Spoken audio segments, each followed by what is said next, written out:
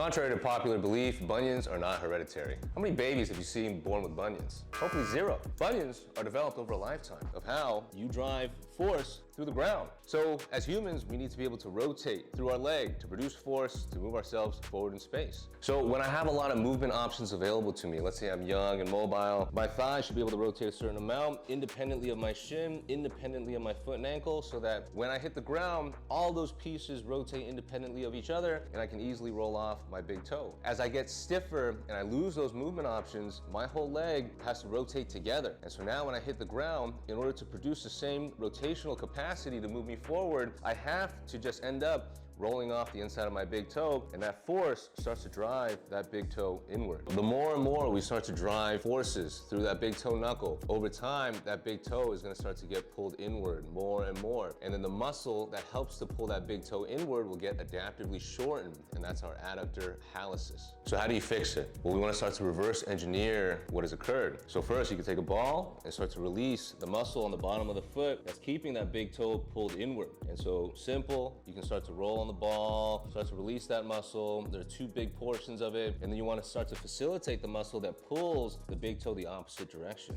out this way.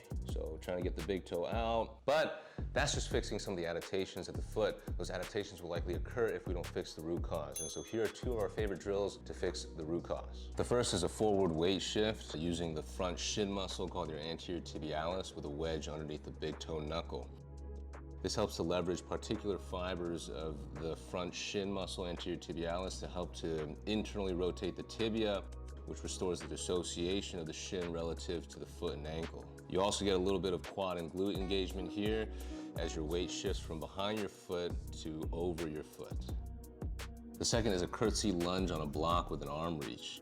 This helps to restore the rotational capacity at the hip while teaching your glute and quad how to manage your weight as it gets behind your foot and then over your foot as your shin bone bends enough for you to feel pressure through the midfoot.